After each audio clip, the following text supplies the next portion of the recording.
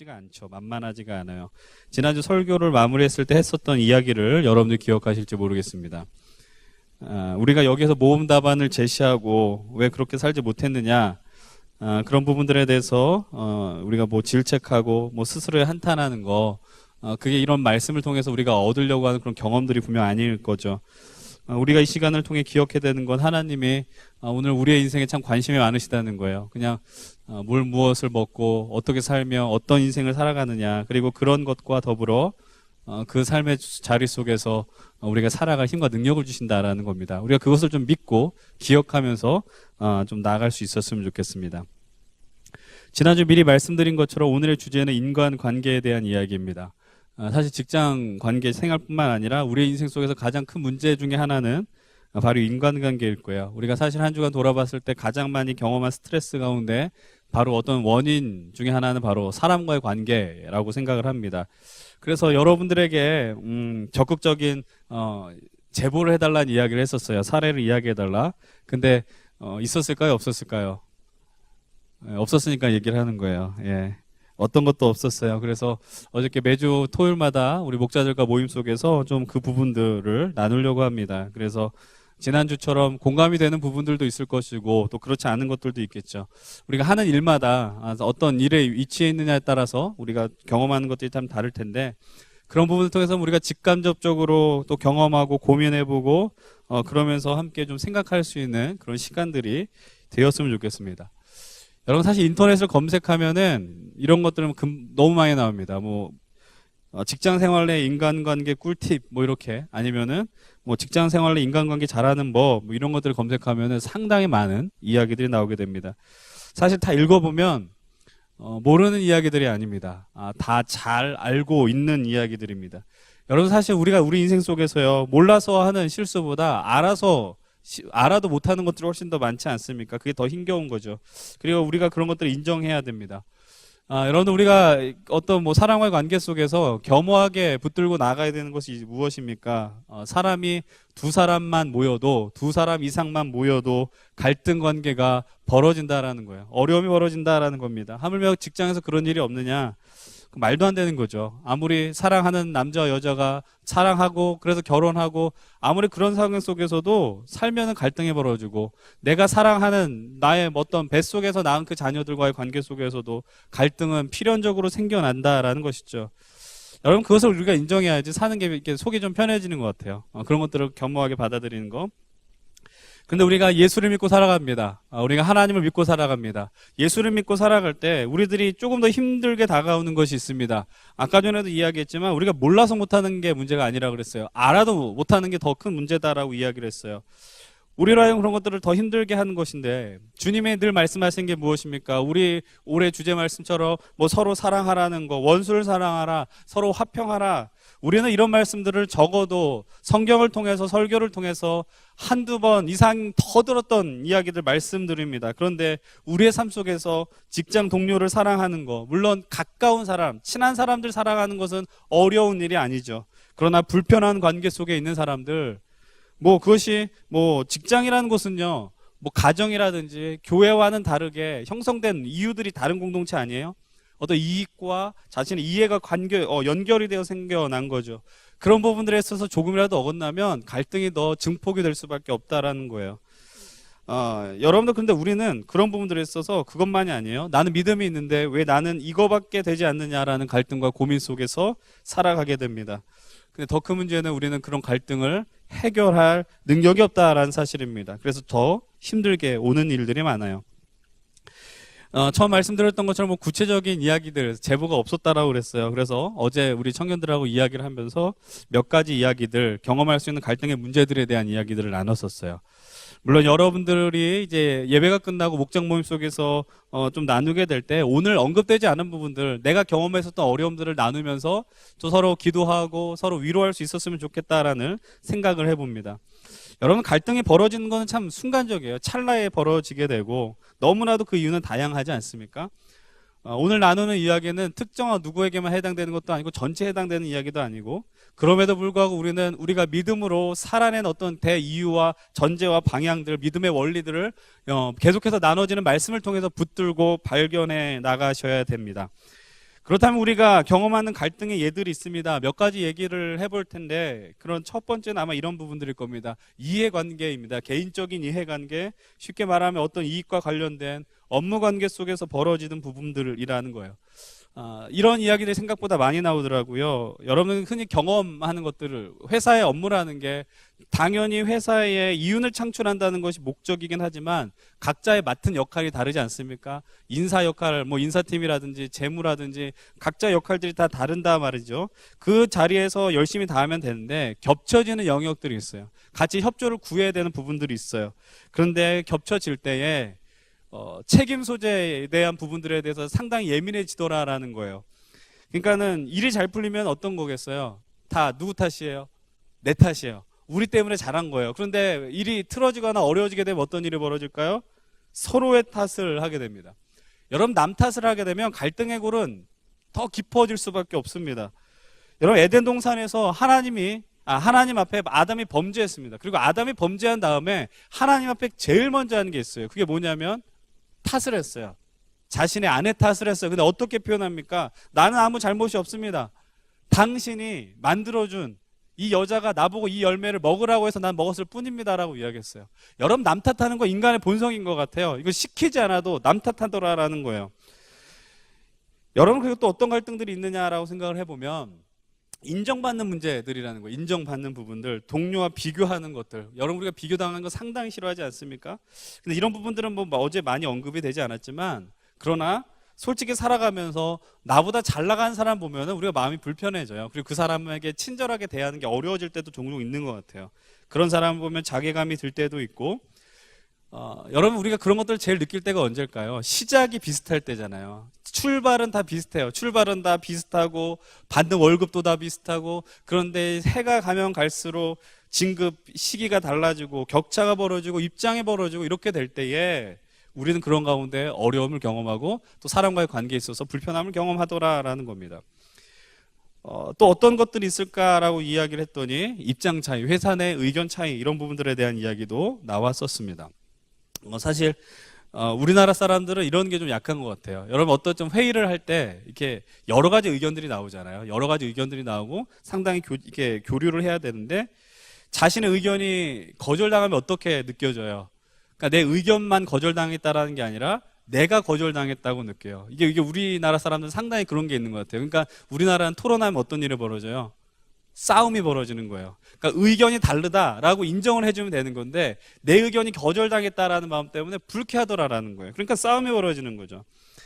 어저께 한 청년의 재밌는 이야기를 들었어요. 물론 그 청년에게는 재밌는 이야기는 아닐 텐데 뭐 저런 일이 다 있나 싶은 경우겠죠. 예를 들면 이런 겁니다. 어떤 의견을 이렇게 상사에게 제시를 했어요. 바로 윗사람에게 이야기를 했는데 바로 위에 있는 몇몇 사람이 그 의견을 탐탁치 않게 여겼대요. 그래가지고 이제 어쨌든 전체 회의 속에서 그 탐탁치 않은 사람보다 더 높은 사람한테 그 의견을 제시했더니 그분은 그 의견을 뭐 한 거예요? 받아준 거예요. 그러니까 어떤 일이 벌어지겠어요? 그 의견을 탐탁치 않게 여겼던 사람 중에 한 사람이 그 청년에게 상당히 좀 불편함을 주었더라라는 거죠. 그런데 차라리 직접적으로 뭐라고 갈구면은 마음이 편할 텐데 그 일과는 상관없는 어떤 자신의 밑에 있는 사람들에게 의견을 전달하면서 자꾸 후배를 성가시게 하더라라는 거예요. 그러니까 참 이게 유치한 그림들이 직장에서도 벌어진다라는 겁니다. 또 우리가 직장에서 경험할 수 있는 갈등이 뭐냐라고 했을 때 이런 이야기도 나왔어요. 인격적 미성숙이라는 거예요. 인격적 미성숙. 어떤 게 있을까요? 그런 것들. 성질 내는 거 있잖아요. 성질 내는 거. 그냥 말로 하면 되는데. 어저께 이런 부분 때문에 힘들다라는 사람들이 꽤 있었어요. 그런 가운데 어떤 청년이 고해성사를 했어요. 자기가 돌아보니까 자기가 화를 많이 냈대요. 화를 많이 내고 그래가지고 참 그 사람한테 미안했다. 근데 그런 거 언제 깨달아요? 나오면 깨달아요. 나오면. 여러분 잘은 모르겠지만 그 청년 진짜 무서웠을 것 같아요. 저도 그 친구가 좀 무섭거든요. 예. 예, 아마 밑에 있는 사람이 많이 쫄지 않았을까 이런 생각을 해봐요. 어떤 사람은 상당히 미성숙함으로 당한 경험한 어려움을 이야기해 줬어요. 여러분 우리가 스트레스를 받지 않습니까? 스트레스를 받는데 스트레스 받으면은 속으로 삭히거나 뭐 여러 가지 푸는 방법이 있는데 제일 나쁘게 푸는 방법이 뭐예요? 다른 사람한테 화를 내는 거예요. 화를 내는 거. 그러니까 자신의 좋지 않은 기분을 다른 사람에게, 아랫사람에게, 만만한 사람에게 푼다라는 거예요. 그러면서 스스로 이렇게 이야기해요. 뭐라고 이야기해요? 나는 좀 다혈질이지만 난 뒤끝이 없어라고 이야기해요. 제일 화나죠. 예. 여러분, 자신이 부린 혈기로 다른 사람들한테 상처를 주었는데 나는 괜찮아, 난 뒤끝이 없어라고 말한다라는 거는 상당히 문제가 있는 겁니다.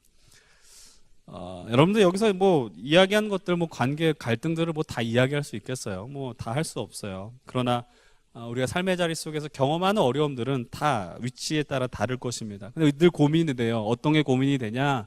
이 문제를 어떻게 풀 것이냐라는 거예요. 내게 주어진 문제를 어떻게 풀 것이냐. 여러분, 오늘 이 설교를 들을 때 여러분들의 문제가 다 풀렸으면 좋겠는데 안 풀릴 거예요. 이게 좋은 해답을 들었으면 좋겠는데 그 해답이 없을 거예요. 다 상황이 다르거든요. 그렇지만 그럼에도 불구하고 우리가 이 상황 속에서 믿음의 방법들, 하나님이 원하시는 것들이 무엇인지에 대해서 함께 고민할 수 있어야 됩니다. 오늘 우리는 성경에 나온 한 유사한 사건들, 우리가 경험한 유사한 사건들을 통해 또 이 상황들을 이야기하려고 합니다. 오늘의 주인공은 이삭입니다. 우리가 사실 이삭에 대해서 아는 것이 생각보다 별로 적습니다. 왜냐하면 성경을 보다 보면 창세기에 등장하는 족장 가운데 아브라함이나 야곱에 비해서 이삭의 이야기는 비중이 상당히 적기 때문입니다. 이삭에 대한 이야기 또 막상 나오게 되면 이삭이 주인공이라기보다는 아브라함의 믿음과 관련된 이삭의 이야기들이 성경에 많이 나오게 돼요. 그래서 오늘 이삭이 독자적으로 언급되는 본문은 아마 26장 이거 외에는 별로 그렇게 크게 발견하는 것이 어렵다라는 겁니다. 오늘 우리가 선택한 본문 속에서 이삭이 어떤 상황이 있는가를 우리가 한번 봤으면 좋겠습니다. 12절 13절의 말씀을 우리 함께 읽어볼게요. 12절 13절입니다. 시작. 그 땅에서 그의 100배나 얻었고 여호와께서 복을 주심으로 그 사람이 창대하고 왕성하여 마침내 거부가 되어라고 이야기해요. 여러분, 26장을 보게 되면 이삭이 아버지가 살았던 지역을 떠나서, 그러니까 거기에 흉년이 들었기 때문에 해안에 있는 블레셋 땅으로 거주지로 옮겼다라는 것을 우리가 발견하게 됩니다. 거기서 뭐 몇 년 동안 일했겠죠. 그런데 어떤 일이 벌어져요? 그 땅에서 농사했는데 100배나 얻었다라고 이야기합니다. 어마어마한 수확을 얻게 되었고, 그리고 뭐라고 표현해요? 마침내 거부가 되었다라고 성경은 이야기합니다. 여러분, 성경이 이렇게 노골적으로 거부가 되었다, 부자가 되었다라고 표현하는 부분은 아마 이 부분 외에는 없을 거예요. 우리식으로 표현하면은 이삭은 상당히 꽤 성공한 갑부이고요, 기업가라는 거예요. 근데 그가 성공했던 지역이 자기가 터줏대감으로 있었던 지역이 아니라 타지에 살고 있었어요. 그러니까 어떤 일, 이럴 때 경험하는 게 뭐예요? 텃세를 경험해요.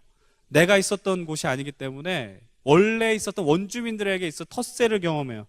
본문 14절은 뭐라고 이야기를 합니까? 이삭이 갖고 있었던 양과 소가 때를 잃어서 종이심이 많아서 블레셋 사람이 어떤 마음이 들더라? 시기심이 생겼다라고 이야기해요.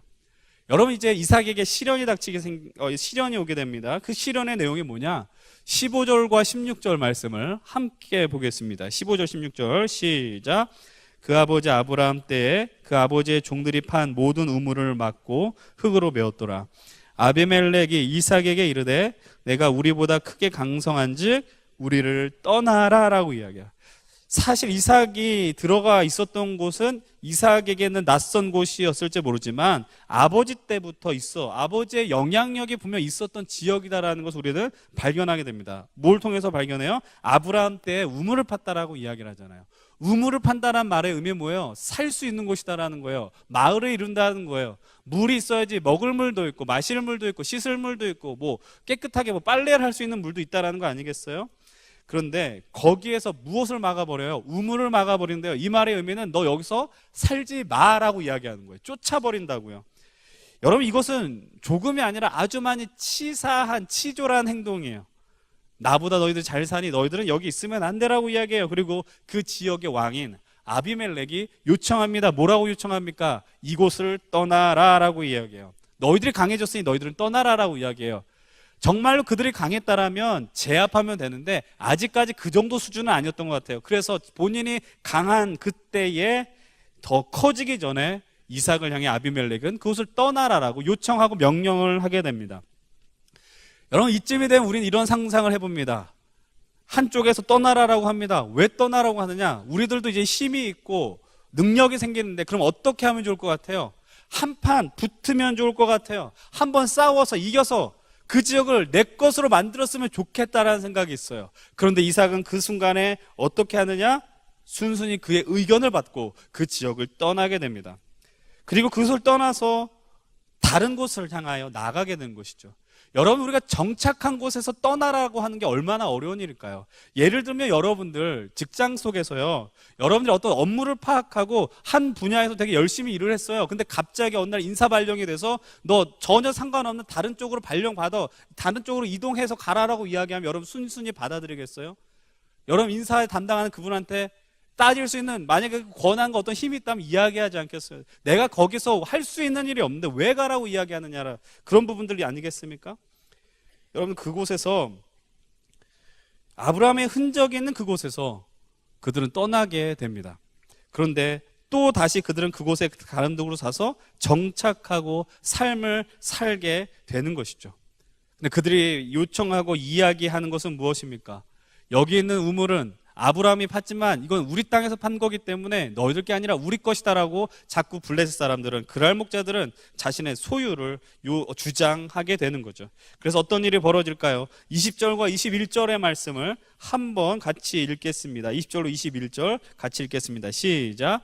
그랄 목자들이 이삭의 목자와 다투어 이르되 이 물은 우리의 것이라 하매 이삭이 그 다툼으로 말미암아 그 우물 이름을 에색이라 하였으며 또 다른 우물을 팠더니 그들이 또 다툼으로 그 이름을 신나라 하였으며. 이 과정 속에서 이삭이 경험한 게 뭐예요? 엄밀하게 말하면 이삭의 목자들이 경험한 게 뭐예요? 싸움이 벌어졌어요. 그래서 이 우물의 이름을 뭐라고 이야기하느냐? 다툼이란 뜻이 있는 에색, 그리고 대적한다, 불화있다라는 의미로 신나라고 이름을 짓게 됩니다. 다툼이 벌어진 곳, 싸움이 벌어진 곳, 그런데 그곳에서 이삭이 내린 결정은 또 똑같습니다. 죽기 살기로 다투겠다라는 게 아니에요. 그곳을 떠나게 됩니다. 본문 22절의 말씀을 함께 봅니다. 시작. 이삭이 거기서 옮겨 다른 우물을 팠더니 그들이 다투지 아니하였으므로 그 이름을 르호봇이라 하여 이르되 이제는 여호와께서 우리를 위하여 넓게 하셨으니 이 땅에서 우리가 번성하리로다 하였더라. 거기서 옮겼어요. 근데 그곳에서는 어떤 일이 벌어져요? 다투지 않았다라고 성경은 이야기합니다. 다툼을 피해서 다른 곳으로 갔는데 또 우물이 나오게 됩니다. 다툼이 벌어지지 않았다.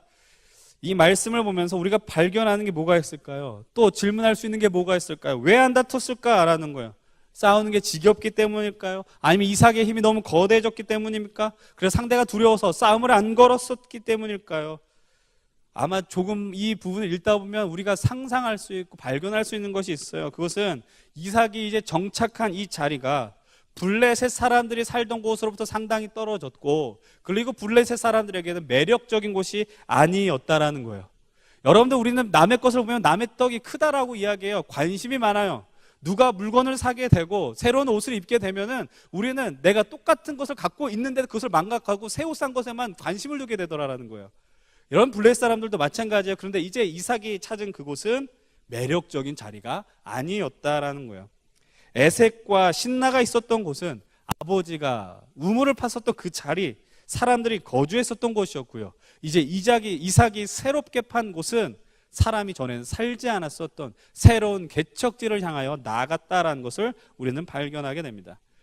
그것을 이삭은 새로운 우물을 파게 되고 이름을 장소가 넓은 곳, 활짝 트인 곳이라는 의미의 르호봇이라고 명명하게 됩니다.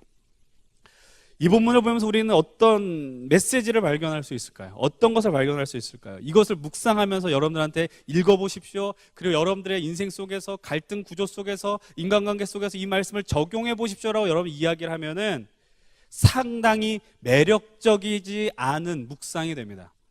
그 삶 속에서 이거대로 따르고 살고 싶은 마음이 별로 없더라라는 거예요. 그럼에도 불구하고 이 말씀 우리가 읽고 묵상하면은 이 모습이 그리스도인의 삶의 방식이라는 것을 격렬하게 거부할 수는 없을 것입니다. 오늘 이 본문 속에서 우리가 발견하는 것은 무엇입니까? 이 안에 갈등과 다툼이 있었다라는 겁니다. 여러분, 예수를 믿고 살면 안 싸웁니까? 예수 믿고 살아간 모든 사람들에겐 갈등이 벌어지지 않습니까? 그런 것이 없어요. 여러분, 그런데 오늘 본문 속의 갈등의 출발은 감정적 부분입니다.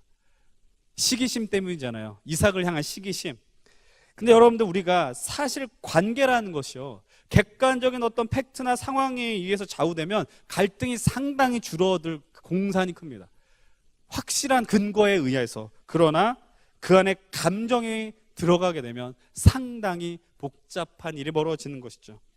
갈등과 다툼 속에서 이삭이 내린 결정이 무엇입니까? 그것은 바로 물러서는 것이에요. 물러나는 것, 떠나는 것입니다. 어떤 갈등 속에서 여러분 싸움이 벌어졌을 때 물러나는 것은요, 인간적으로는 상당히 별로예요. 여러분들 누군가가 싸울 때에 바로 수그리는 것이 내 자존심이 허락지 않아요. 마음에 상함이 있어요. 왜냐하면 내가 지는 것 같기 때문이죠. 손해보는 것 같고요. 그런데 여러분, 이삭은 이렇게 했어요. 그리고 나서 이삭이 어떤 고백을 하는지 아세요? 22절 다시 한번 보세요. 뭐라고 이야기해요? 이제는 여호와께서 우리를 위하여 넓게 하셨으니 이 땅에서 우리가 번성하리로다 라고 이야기합니다. 여호와께서 우리를 넓게 하셨으니 주님이 우리를 번성하게 할 것이다 라고 이야기합니다.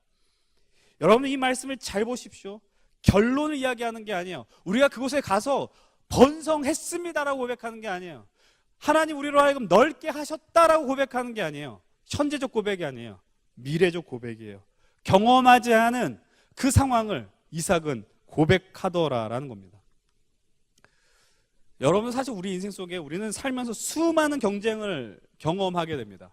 태어날 때도요, 수많은 경쟁을 하고 태어나게 되고요. 학교를 다닐 때도요, 취업을 준비할 때도요, 직장 생활 속에서도요, 우리는 수많은 경쟁 가운데 있습니다. 근데 그 가운데 갈등이 벌어진다는 얘기예요. 그런데 그런 상황 속에서 우리가 무언가 물러나게 되면, 뒤로 서게 되면 손해를 보는 것, 지는 것이라고 인식하게 됩니다. 그리고 조금 더 생각이 발전이 되면 어떻게 생각해요? 인격이 손상가고 자존심이 상하고라는 접근을 하게 됩니다. 여러분, 이 이야기들 잘 들으셔야 됩니다. 여러분, 사실 주어진 자리에서 최선을 다하십시오. 최선을 다하시고 성과를 반드시 내십시오. 성과를 내셔서 인정을 받으십시오. 근데 그 좋은 성과를 내기 위해 발생한 어떤 갈등과 어려움들, 그것들을 어색하게 바라보지 마십시오. 그리고 그런 갈등이 벌어진다고 해서 내가 부족하다 이렇게 볼 필요도 없습니다. 그런데 그 상황 속에서요, 갈등이 벌어질 때 내가 이것을 어떻게 하면 지혜롭게 풀까라는 질문 대신에 접근보다 내가 반드시 저 사람을 이겨버릴 거야, 저 사람을 어떻게든 내가 눌러버릴 거야, 이렇게 되면 갈등은 더 심해질 수밖에 없고, 그리고 사실 그것은 이겨도 이긴 게 아니라는 거예요. 우리가 유리한 곳을 아무리 점령했을지라도요, 계속해서 피곤해져요. 그것은 우리의 어떤 삶의 원리 아닐까요? 이기면 이긴 게 아니다, 이런 이야기 많이 하죠. 어제 청년들하고 목자들과 이야기했을 때 아까도 이야기했지만 상대 성격이 좀 이상해가지고 자신이 경험한 스트레스를 이렇게 풀려고 하는 사람들이 있었다라는 이야기를 했어요. 그것이 뭐 업무, 뭐 감정적인 토로였든 업무적으로 무리하게 해서 나온 이렇게 표현이든 잘 모르겠는데, 근데 몇 사람이 이런 이야기를 했어요. 고백을 했는데 어떤 사람이 너무 화가 나서 그 청년을 향해서 막 쏟아내는 거예요. 그런데 갑자기 이렇게 질문을 했대요. 심지어 뭐라고 그랬냐면은 너 몇 학번이야? 뭐 이런 얘기까지 했다는 거예요. 너무 웃기지 않아요? 저는 어저께 몇 학번이야 이 얘기를 진짜 십수년 만에 들은 것 같아요. 여러분들 몇 학번이에요? 정말 뜬금없지 않아요? 화가 났는데 왜 몇 학번이라는 걸 왜 물어요? 우리나라 이거랑 뭐랑 비슷해요? 너 민증 내놔, 이거 똑같은 거예요 사실은. 근데 그때 그 청년이 어떻게 했을까요? 나 몇 학번이야 이랬을까요? 왜 웃으세요? 저분 좀 학번이 높아서 저래요, 저분은. 네, 어쨌든. 근데 그때 그 청년이 미안하다라고 그랬어요. 미안합니다. 이 얘기 들으면 또 화나는 분들이 있을 줄 알아요. 제가 알아요. 근데 진짜 미안해서 미안하다 그런 건가요? 아니에요. 진짜 미안해서 미안한 게 아니에요.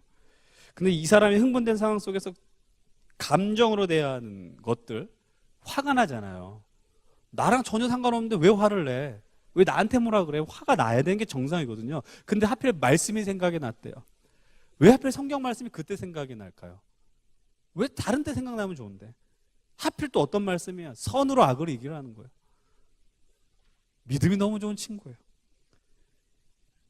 그냥 미안하다 그랬더니 어떤 반응이 나왔을까요?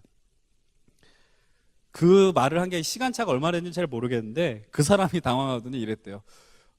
듣더니 그렇다 당신이 미안할 일은 아닌데 이랬다라는 거예요. 당신이 미안할 일은 아닌데. 그런 식으로 얘기를 했대요. 또 비슷한 사례에 또 이런 이야기가 있어요. 또 어떤 청년이 어떤 얘기를 하냐면 좀 자기 상사 가운데 성품이 독특한 사람이 있는데 성격이 좀 피곤한 거예요. 그러니까 막 이렇게 사람 까탈스럽게 하고 힘들게 하고 막 뭐라고 하고 그런데 또 죄송하다 이랬대요. 또 이게 또 말씀 듣고 남는 게 목사님 또 다 미안하다 이렇게 갈까봐 좀 걱정이 되는데 죄송합니다 잘못했다 그러더니 갑자기 자기한테 잘해주더래요. 심지어는 영화도 같이 보자 그러더래요. 왜 이렇게 분개하시죠? 예. 그 사람 영화 보자는 거 놀랄 일인가? 예. 하여튼 웃지 못할 상황이 전개되었다. 여러분 이런 상황을요 그냥 우리가 힘이 없으니까 우리가 의리니까 저 자세로 나가야지 이렇게 해석하지 마십시오. 우리는 갑이 아니고 의리기 때문에 나는 저 자세로 나가야 돼 이런 식으로 접근하지 말라는 거예요. 여러분 사실 우리가 뭘 잘못했겠어요? 그 청년들이 뭘 잘못했겠어요? 성질 내는 사람들의 문제죠. 다시 말하자면 사람이 갈등하게 되는 거는요 어떤 객관적인 상황보다는 감정적인 것들로 어려워진 경우가 상당히 많아요. 그렇기 때문에 우리에게 잠시 필요한 게 있어요. 감정적으로 고조될 때에 잠시 뒤로 물러설 수 있는 지혜가 상당히 필요합니다. 이런 같이 강대강으로 붙게 되면 우리 삶 속에서 꽤 많이 경험한 게 뭔지 아십니까?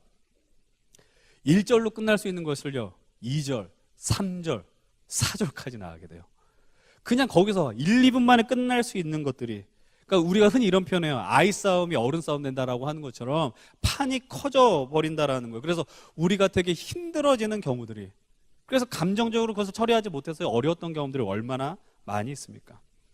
그런데 어저께 그 이야기들 나눴던 이제 고백은 뭐냐? 내가 물러났더니 오히려 그 사람들이 더 미안해하고 다 잘 풀리더라.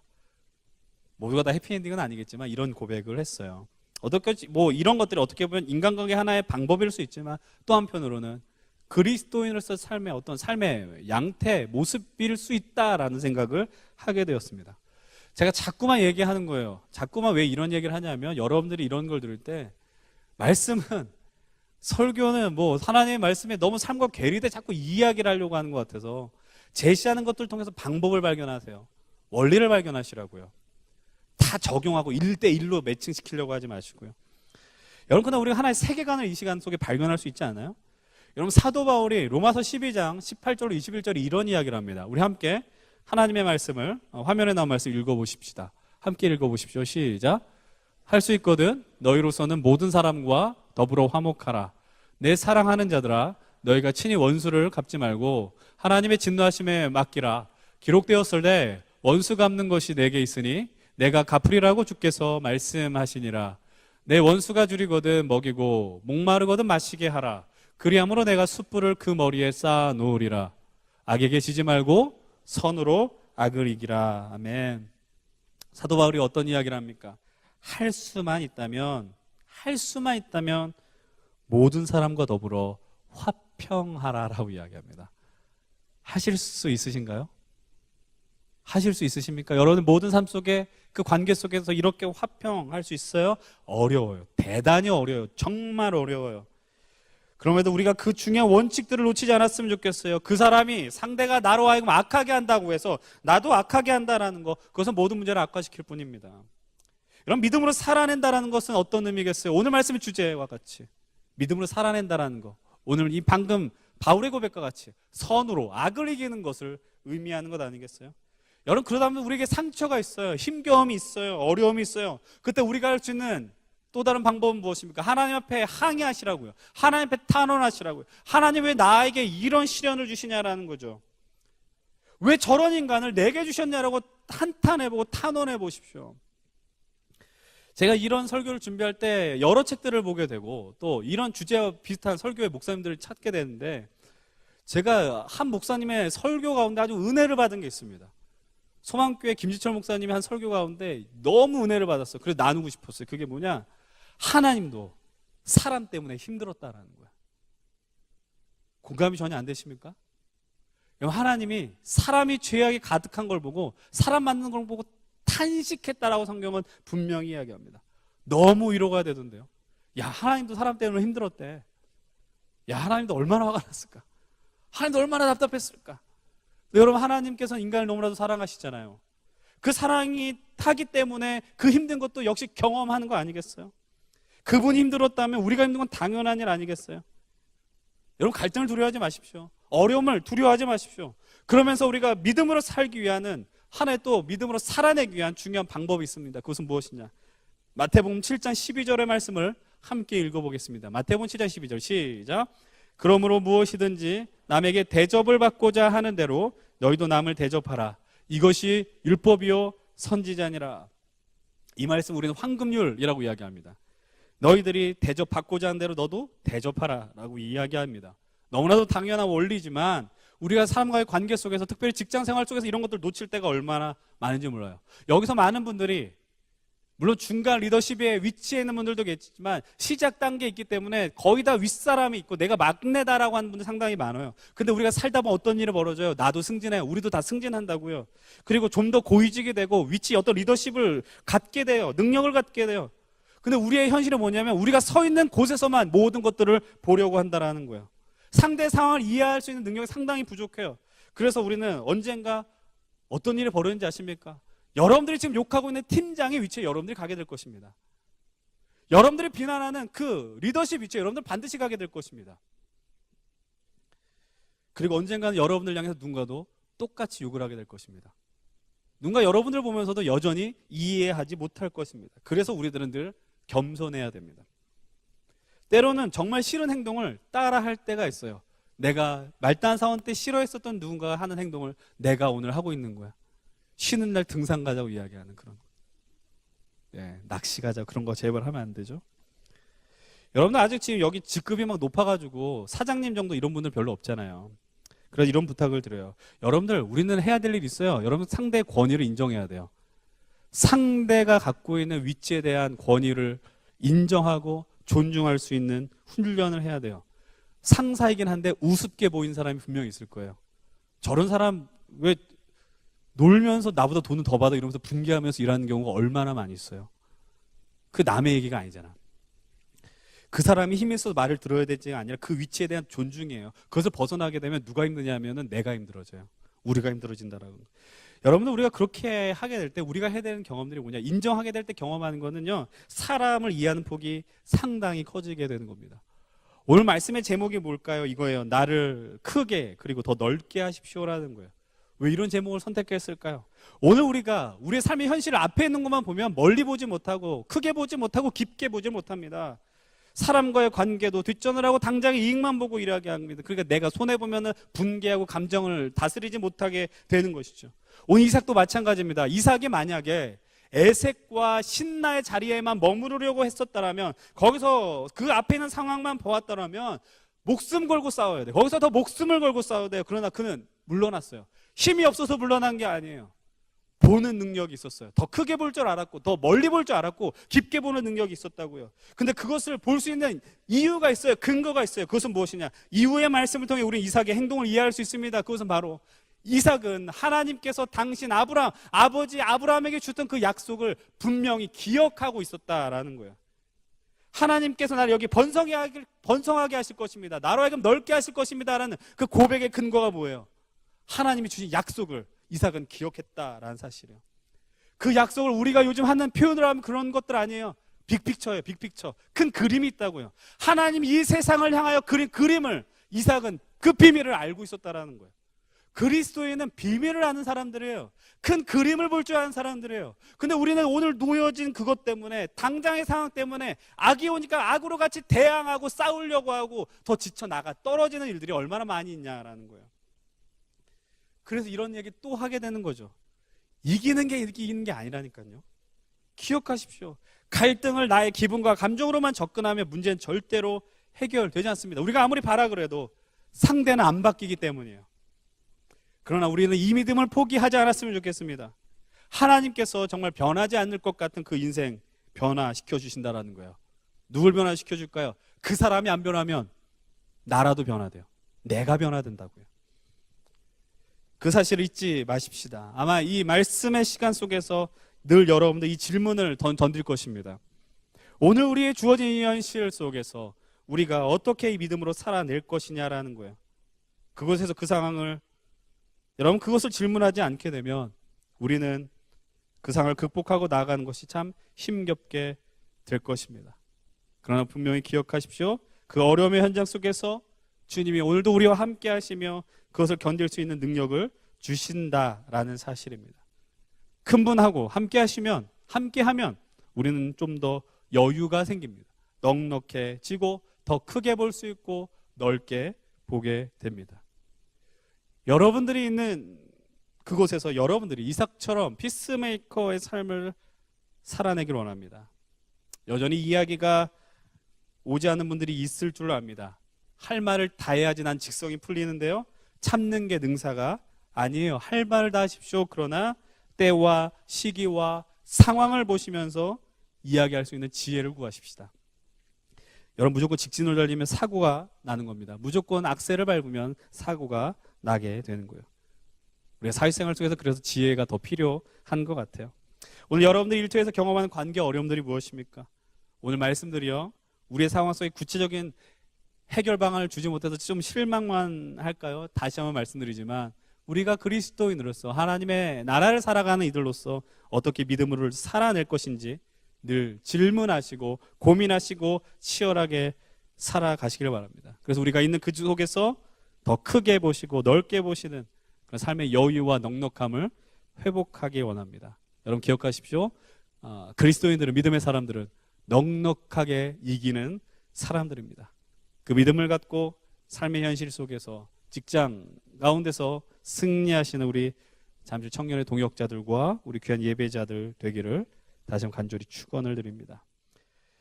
이 시간에 함께 우리 찬양하겠습니다. 찬양하면서 우리가 준비한 예물 또 주님 앞에 드리고 나아가도록 하겠습니다. 나의 가는 길 주님 인도하시네. 이 믿음 속에서 함께 나가겠습니다.